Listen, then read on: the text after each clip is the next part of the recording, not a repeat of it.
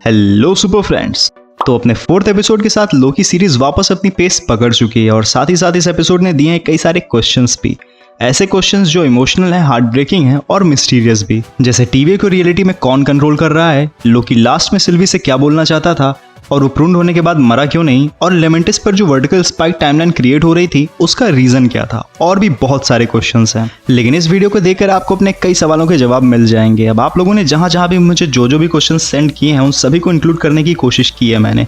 जैसे first question की Hunter C20 जो कि टीवीए की ही मेंबर थी, तो उसे टीवीए वालों ने ही क्यों मार दिया। तो यार अगर आपने एपिसोड ध्यान से देखा है तो जो हंटर C20 थी उसकी मेमोरी सिल्वी ने मैजिक से वापस ला दी थी, जिससे C20 को टीवीए के झूठ का पता चल गया कि जितने भी एजेंट्स एंड हंटर्स टीवीए में काम करते हैं वो सब वेरिएंट्स हैं, जिनको टीवीए के सीक्रेट कंट्रोलर्स ने उनकी टाइमलाइन से उठा लिया और मेमोरी वाइप कर दी उनकी। तो ये सीक्रेट C20 कहीं और भी किसी टीवीए मेंबर को ना बता दे, इसीलिए रवोना ने C20 को मरवा दिया या फिर गायब करवा दिया।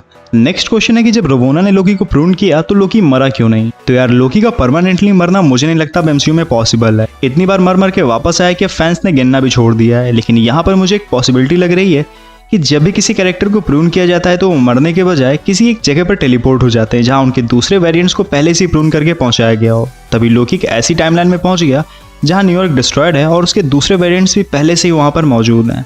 अब इस पॉसिबिलिटी से एक और क्वेश्चन का आंसर भी मिलता है कि क्या लोकी की तरह मोबियस भी जिंदा होगा। तो हाँ, डेफिनेटली जिंदा होगा, क्योंकि शो के क्रिएटर्स के अकॉर्डिंग लोकी मोबियस के डुओ को हम फिनाले में भी देखने वाले हैं। तो मोबियस भी वापस आएगा। हो सकता है वो भी प्रून होने के बाद अपने दूसरे वेरिएंट्स के पास पहुंच गया हो या फिर सब लोग एक ही जगह पर पहुंच गए हो। मेरे ख्याल से ये टीवीए की एक पनिशमेंट की तरह होगा, जहां वो वेरिएंट्स को मारने के नाम पर उन्हीं के दूसरे वेरिएंट्स के पास किसी डिस्ट्रॉयड टाइमलाइन में पहुंचा देते हैं। वैसे एक थ्योरी मैंने और भी सुनी है जहाँ लोग बोल रहे थे कि लोकी के मरने से जस्ट पहले उसके वेरिएंट्स ने उसे टेलीपोर्ट करा लिया अपने पास। ऐसा कॉन्सेप्ट डॉक्टर हू के 9th सीजन में भी देखने को मिला था। लेकिन इस थ्योरी के साथ प्रॉब्लम ये है कि इसमें मोबियस के रिटर्न का कॉन्सेप्ट क्लियर नहीं हो पा रहा है। अब कुछ लोगों ने ये भी पूछा कि ये वेरिएंट्स कौन है लोकी के। तो यार इसके ऊपर मैं एक डिटेल्ड वीडियो ऑलरेडी बना चुका हूँ, जिसमें रिचर्ड डी ग्रांट के ओल्डर लोकी और जैक विल के किड लोकी के बारे में मैंने काफ़ी डिटेल में बताया था। रही बात क्रोकोडाइल लोकी और बोस्टफुल लोकी की, तो ये कॉमिक्स में एग्जैक्टली ऐसे ही नहीं है, और अगर कोई कहता है कि ये ऐसे हैं तो गलत कहता है। लोकी ने खुद को कॉमिक्स में एक सांप से लेकर घोड़े तक में ट्रांसफॉर्म किया हुआ है, इसीलिए क्रोकोडाइल वर्जन इंक्लूड किया होगा। अब अगर एक चीज आपको ध्यान हो तो इस शो को रिक एंड मॉर्टी के राइटर ने लिखा है और वहां पर भी हमने रिक के कई सारे अलग अलग नॉन ह्यूमन वर्जन्स देखे हैं जो काफी फनी थे। तो हो सकता है यहाँ क्रोकोडाइल लोकी को भी एक फन एलिमेंट की तरह ऐड किया गया हो, उसके स्लो चलने के ऊपर कुछ जोक्स देखने को मिले।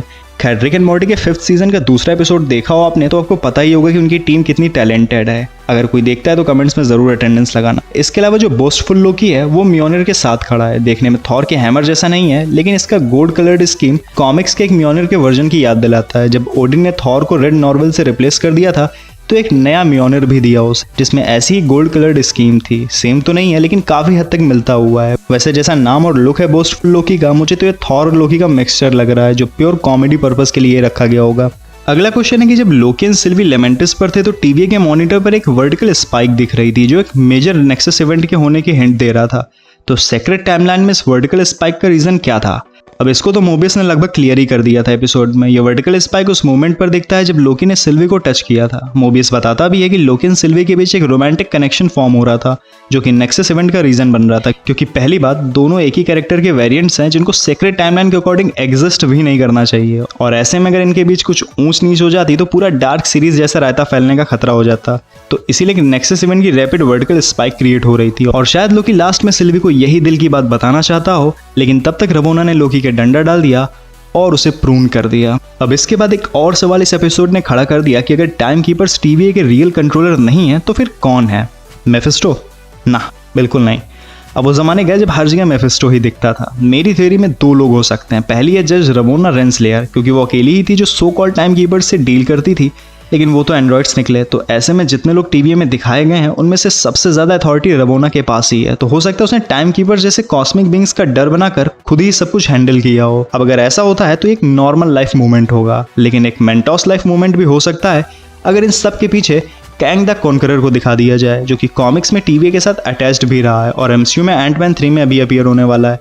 इससे पहले काफ़ी थेरीज भी आई थी कि ये टीवी एक क्वांटम रियम के अंदर ही एग्जिस्ट करता है, इसीलिए स्पेस टाइम का इस पर ज़्यादा असर नहीं पड़ता है और टाइम ट्रेवल का जो बेसिक कॉन्सेप्ट एंड गेम में क्वांटम रियम के जरिए एस्टेब्लिश किया गया था, ये थेरी उसे भी फॉलो करती है कि टीवी वाले क्वांटम रियम के अंदर होने की वजह से ही टाइम ट्रेवल भी काफ़ी ईजिली कर पाते हैं और इस टीवीए को कैंग द कनकरर कंट्रोल करता है। तो इस तरह से लोकी शो और एंटमैन 3 दोनों से कैंग कनेक्ट हो पा रहा है और इसलिए मेरा और काफ़ी सारे लोगों का गेस कैंग द कॉन्करर है।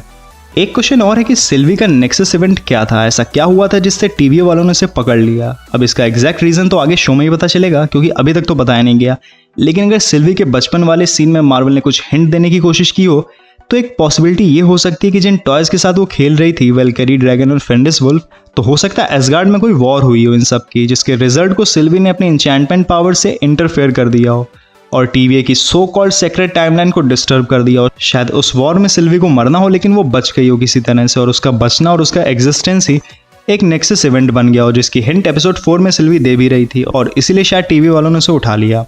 तो गाइज ये थे वो क्वेश्चंस जो इस एपिसोड को देखने के बाद खड़े हुए थे फैंस के मन में, जो आई होप इस वीडियो को देखने के बाद खड़े नहीं रहेंगे, खत्म हो जाएंगे। वैसे जिस तरह से लोकी शो चल रहा है अब तो लगता है कभी खत्म ही ना हो, इतना गजब शो बनाया है। अब आप भी अपनी लोकी थेरीज एंड जोक्स कमेंट्स में शेयर कर सकते हो। तो आज इस वीडियो में इतना ही।